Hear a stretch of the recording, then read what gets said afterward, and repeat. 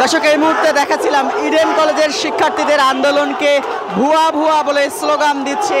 7 কলেজের যারা সেন্ট্রাল বিশ্ববিদ্যালয়ে দাবি করছেন তারা কিন্তু ভুয়া ভুয়া স্লোগান দিচ্ছেন। অপরদিকে ইডেন কলেজের শিক্ষার্থীরা তারা কিন্তু আমরা দেখতে পাচ্ছি 5 দফা দাবিতে ইডেনের স্বাতন্ত্র্য রক্ষার দাবিতে আন্দোলন করছে। এর পাশে 7 কলেজ নিয়ে যে প্রস্তাবিত সেন্ট্রাল বিশ্ববিদ্যালয়, সে সেন্ট্রাল বিশ্ববিদ্যালয়ের দাবিতে, অধ্যাদেশ বাস্তবায়নের দাবিতে তারাও কিন্তু আন্দোলন করছে।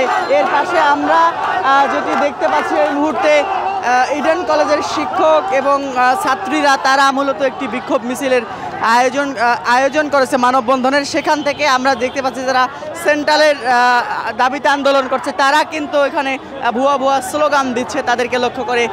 সেটি একটু বলবেন আসলে তাদের,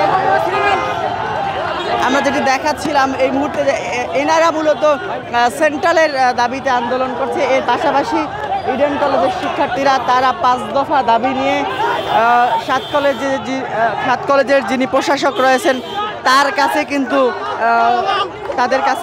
তার কাছে স্মারকলিপি দেবার উদ্দেশ্যে গিয়েছেন। একটু কথা বলি আপনাদের সঙ্গে, আসলে তাদেরকে ভুয়া ভুয়া স্লোগান আসলে এখানে ঢাকা সেন্ট্রাল ইউনিভার্সিটি প্রস্তাবিত ঢাকা সেন্ট্রাল ইউনিভার্সিটিতে 24-25 সেশনে ভর্তিকৃত 11,000 শিক্ষার্থীর ক্লাস এবং ভর্তি এবং ক্লাসের তারিখ বিলম্ব এবং একের পর এক নোটিশকে অমান্য করে, শিক্ষা মন্ত্রণালয়ের নোটিশ অমান্য করে এখানে আমাদের 7টি কলেজের শিক্ষকরা তাদের নিজের স্বার্থে প্রস্তাবিত ঢাকা সেন্ট্রাল ইউনিভার্সিটির শিক্ষার্থীদের সাথে এক প্রকার অন্যায় আচরণ করে।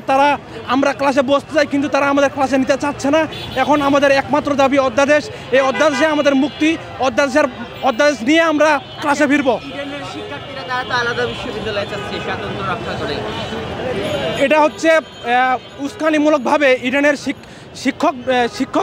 শিক্ষিকা বৃন্দ ওরা হচ্ছে এক প্রকার সিন্ডিকেটের মাধ্যমে ওদেরকে উস্কানিমূলকভাবে এই পদক্ষেপটি নিচ্ছে। কিন্তু হচ্ছে সাধারণ শিক্ষার্থীদের একমাত্র দাবি ঢাকা সেন্ট্রাল ইউনিভার্সিটি, এবং আমরা ঢাকা সেন্ট্রাল ইউনিভার্সিটির চূড়ান্ত অধ্যাদেশ নিয়ে ক্লাসে ফিরতে চাই।